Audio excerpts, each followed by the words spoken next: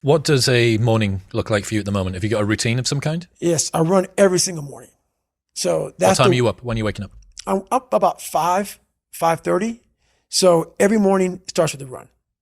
And that's because that's the one thing I hate to do more than anything in the world.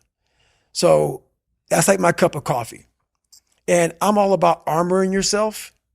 So the second you leave your house and the second you open your phone, the second you do any of that, you are now letting in poison and cancer.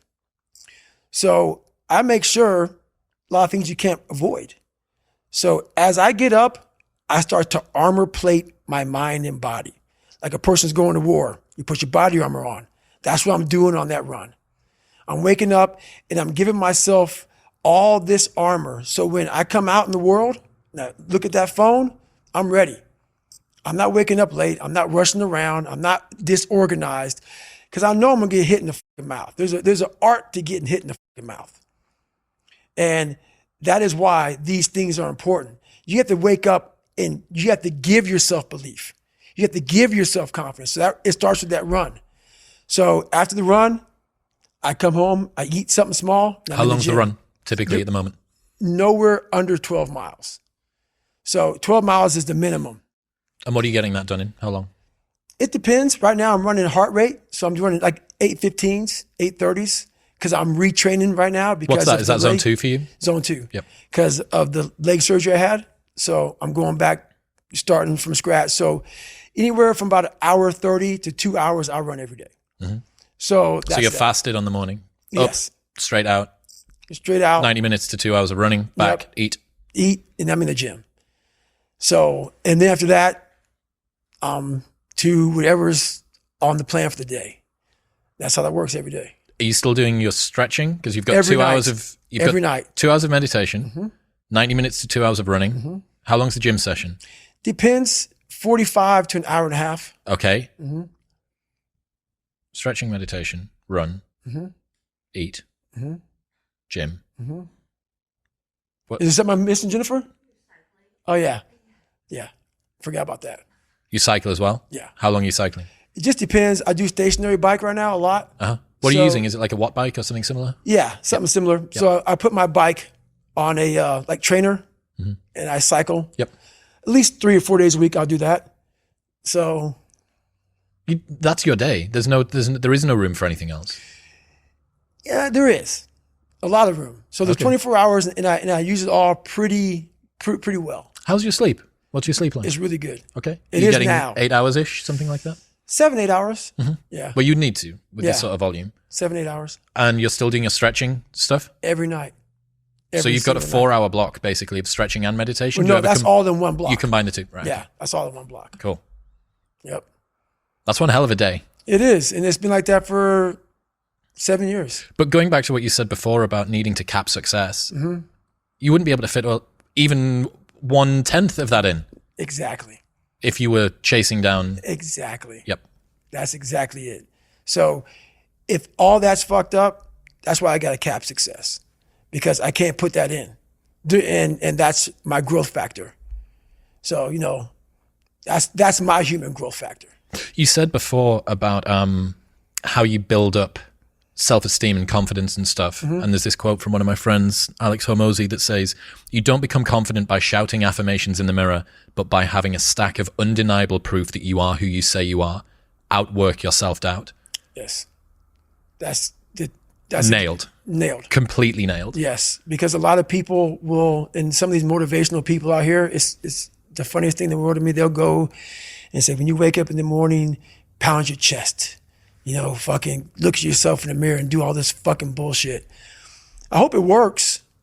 What works for me is that everyday resume, the things I know I've accomplished, the things I know I've done, real hard work, the real calluses on my mind, the real calluses on my hands.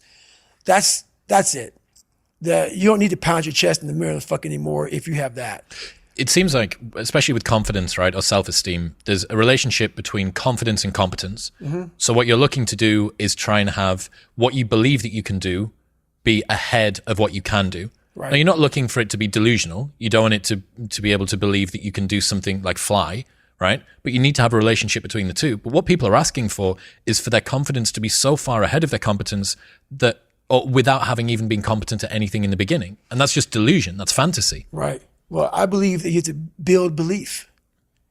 Belief is like, there's an after school special belief where the mom says, believe in yourself. And that's all great. But there's also a built belief. And the built belief is one where you are constantly, like for me, I came from a bad place.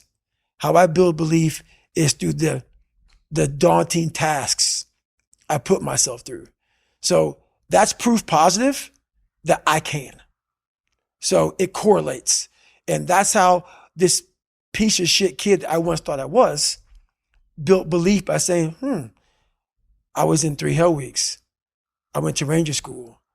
I tried out for Delta Selection. Undeniable stack of proof. That is proof, motherfucker. So whenever you think you can't, the confidence comes from the thing that you built. You must build belief. You must build confidence. It can't be like, hey, I'm gonna go knock that shit out. You gotta look over here and say, I can knock that shit out. It's belief, and it's built on what you put in to yourself. Another friend sent me a message this morning knowing that we had this big thing that we've been working toward for a long time today. He said, Nietzsche said, I know of no better life purpose than to perish in attempting the great and impossible. The fact that something seems impossible shouldn't be a reason to not pursue it. That's exactly what makes it worth pursuing. Where would the courage and greatness be if success was certain and there was no risk? The only true failure is shrinking away from life's challenges. Nailed that one also. 2 for 2. Nailed that one also, man. Yeah, it's that dealing with laziness and self-doubt thing, I think. And I do wonder how many people use the look in the mirror, pound the chest, stare into your eyes, say your affirmations, don't get the results, and then lose confidence. Well, that's part of it. A lot of it is limited horizons. Limited horizons are like, I use me as an example always. I came from a small town in Indiana where there was a handful of black families.